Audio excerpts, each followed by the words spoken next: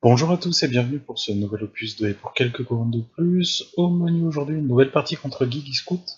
Alors cette fois vous êtes soulagés, ça ne va pas être Osroom, ça va être Magnus 2 et je joue contre Jalam. Je ne sais plus qui a gagné le premier gemme, en tout cas j'ai le premier tour. Avec Magnus c'est assez simple, on va monter très vite, très haut sur la table pour essayer de bloquer un maximum l'armée adverse le tour du feat, histoire d'engranger le plus de points possible. Le feat peut aussi servir à prendre un gros avantage à l'attrition, puisqu'on va pouvoir attaquer qui on veut sans crainte de riposte. Contre Jalam, ça va pas être le cas, parce que Jalam a un feat qui va contrer en fait le mien.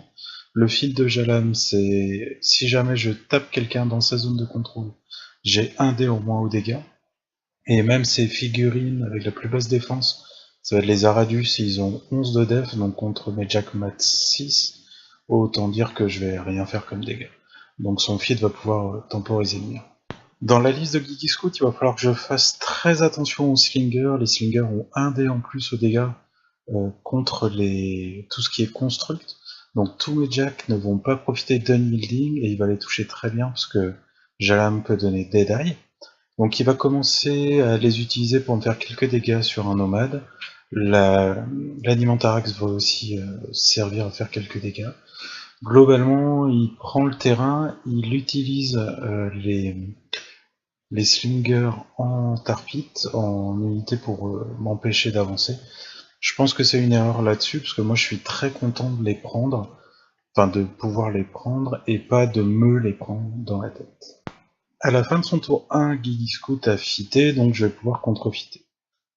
Là, ce que je vais faire, je vais essayer de me positionner pour marquer un maximum de points, enfin, pouvoir marquer un maximum de points au prochain tour. Donc je vais avancer Magnus, il va fitter, il va garder un maximum de focus pour éviter toute tentative de KTC au tir. Surtout qu'il y a pas mal de tirs dans la liste, dont du tir avec poison. Et autrement, je me place. Je suis un peu trop défensif au centre. Je me méfie de Warpass, mais de toute façon, Warpass, ce tour-ci, c'est bloqué par mon fit. Donc fallait pas que je m'inquiète plus que ça. Au niveau du fit, les figurines qui sont à 12 pas de Magnus ne peuvent pas avancer vers mon bord de table ou vers le bord de table qui est en bas sur l'écran. Et après m'être positionné, je passe la main à Guigui.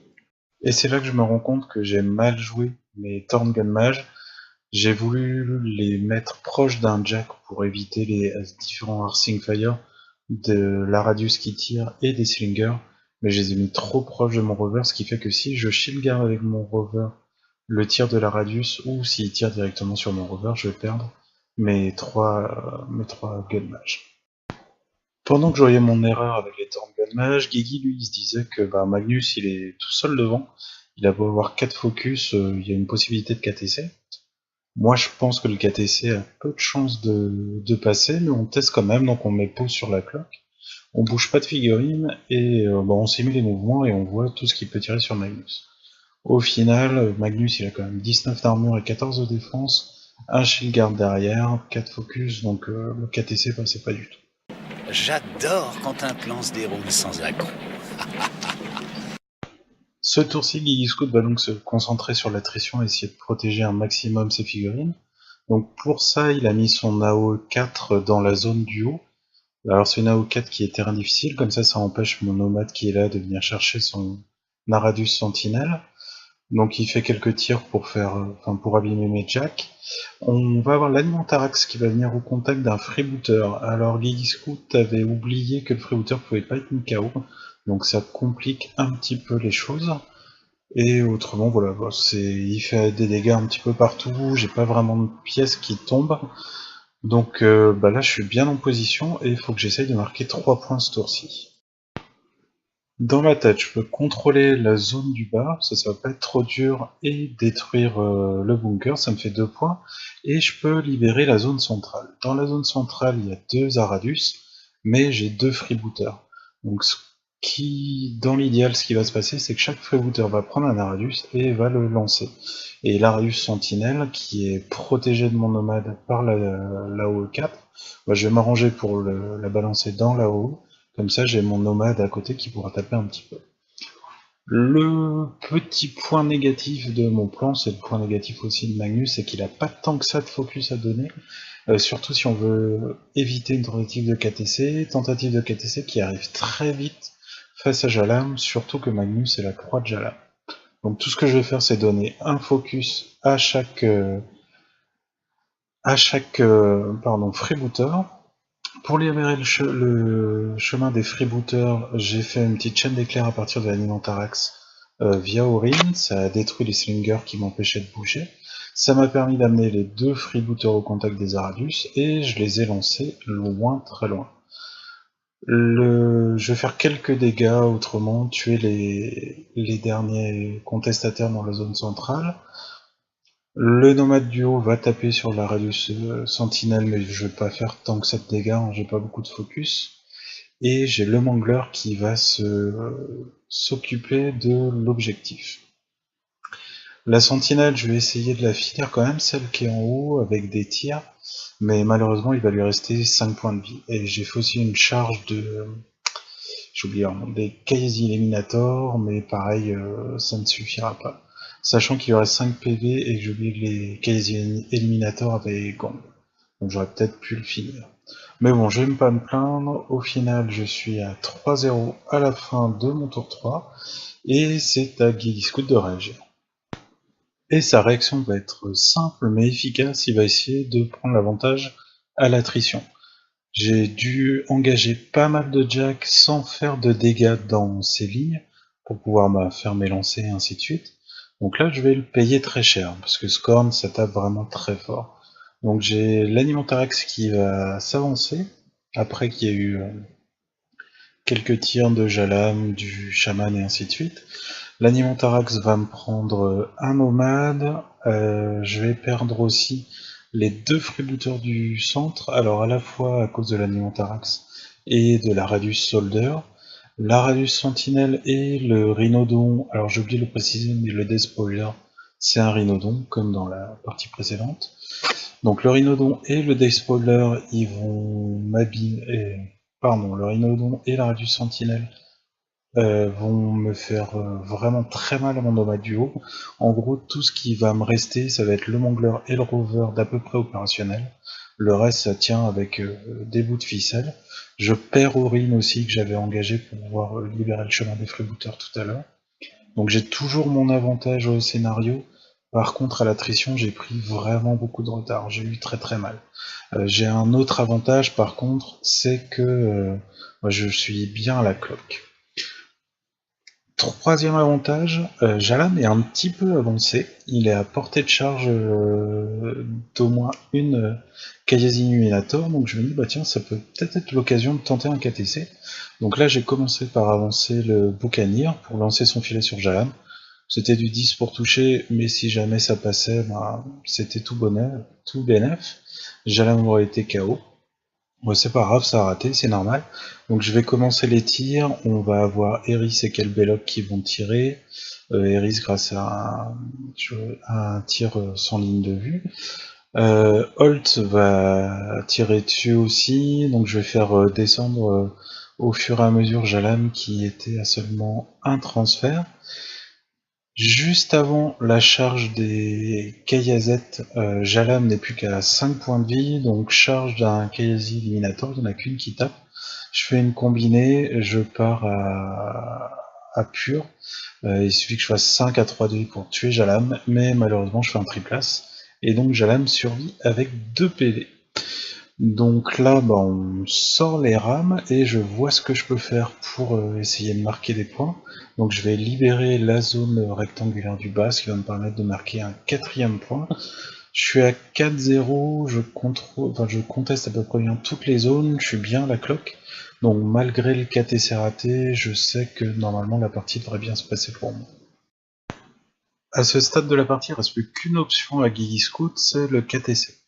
Donc alors là j'accélère un petit peu et je vous fais ça en très simple, il y a eu pas mal de réflexions. En gros, il va essayer de déclencher 2 Warpass pour amener la Radius Soldier et le Rhinodon à portée de Magnus qui cope 5 et qui est à côté d'un rover pour avoir plus 2 en armure. Il va réussir à le faire, alors il va avoir un petit peu de mal à déclencher les Warpass, bon, il va manquer un petit peu de chance au tir et au corps à corps. Là, il envoie notamment Maximus pour essayer de déclencher Warpass, mais il oublie que Warpass, ça se déclenche qu'avec des figurines de faction à nous.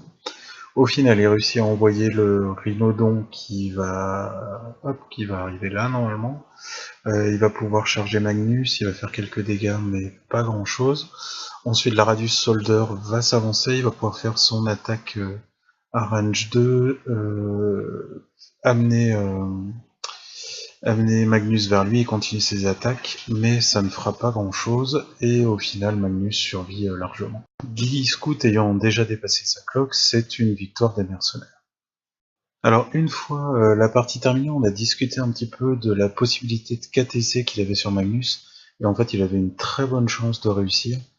Au lieu d'utiliser l'Alimentarax pour essayer de déclencher le Warpass et de au maximum mettre une ou deux attaques, ce qu'il pouvait faire, c'est d'abord utiliser le Soldier pour pull le Rover vers le Soldier. Donc comme ça, le Jack n'aurait plus été à 3 pouces de Magnus et Magnus perdait le plus de armure dû à l'escorte.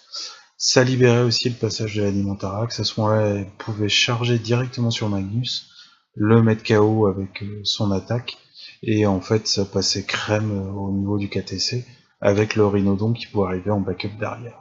Donc je m'en suis sorti, mais normalement avec un peu plus d'expérience, je pense que Ghillie Scout éliminait Magnus sans trop de problèmes. Merci d'avoir suivi cette vidéo, j'espère que ça vous a plu. Pour les prochaines vidéos, je vais avoir un petit week-end d'entraînement normalement bientôt avec l'équipe 1 et des Parisiens. Je vais essayer de prendre quelques parties en vidéo, comme ça vous changera un petit peu de ce que vous voyez d'habitude sur la chaîne, avec du Signar essentiellement, du Scorn et du Mercenaire. Donc voilà, si je peux, je vais essayer de vous faire ça. En attendant, je vous souhaite une bonne semaine, et je vous dis à bientôt. Salut!